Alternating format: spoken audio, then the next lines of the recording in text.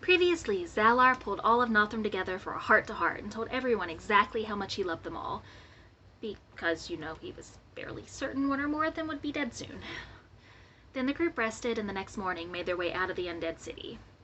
With a fair bit of luck and surprisingly good rolls, they were able to slip away without any notice. After getting a bit away from the city, Aerith brought up killing her hamster again, which prompted some more discussion from the group. Thanks to some prompting from Arian, Cal admitted they didn't think an animal would be enough of a sacrifice, and since no one wanted it to be one of Nothrum, that narrowed down the options quite a bit. At which point Zallar may or may not have glanced at Carcass. Sorry, I mean Carxus. Slip of the tongue. Some previous research made them fairly certain that the term innocent meant almost anyone who wasn't fiendish, although Ceres remembered some references to horrible people from the material plane whose actions probably would have prevented them from filling that quota, so they knew there were at least some limits. At which point Cal chimed in to say that if anyone was going to be sacrificed, it would be them. After some more arguing, they decided to put a pin in the conversation for the moment and moved on. They stopped to rest inside a giant skull, and Zallar cast Contact Other Plane to get some more information. The DM was disappointed again when he didn't go insane in the process. For the first time in a very long time, he spoke directly to Ioun.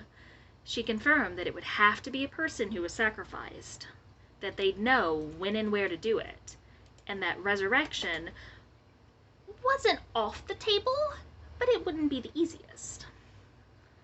The group continued on for several days, failing many saves over that time. Many saves over that time. Eventually, after the better part of a week in Thanatos, the group reached an ancient city full of ruins that was clearly where the sacrifice needed to be made. There was a stone altar covered in blood, and after Zallar tried to talk them out of it one more time, Cal practically threw themselves on it. Per their conversation in the night a week earlier that no one had overheard, Ceres told them all that she'd be the one to make the killing blow. Cal drank a vial of poison before handing Ceres a dagger to use. Which would have been fine if the madness Ceres was suffering from, thanks to failing one of those many saves I mentioned previously, hadn't kicked in. The bloodlust took control, and Ceres immediately turned and stabbed Poppy after making the killing blow on Cal. Oops.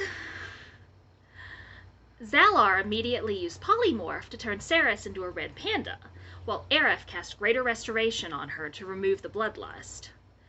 As all that was going on, Cal's sacrifice and blood opened a portal that the group hurried through, although Aerith stopped to bathe in Cal's blood on her way through, causing Iridian and Gwei to stare at her in a what the fuck kind of manner, as you do, while Zallar grabbed Cal's body and carried it through the portal with the group.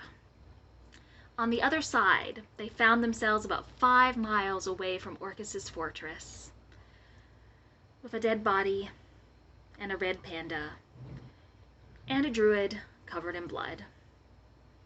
And that's where we left off.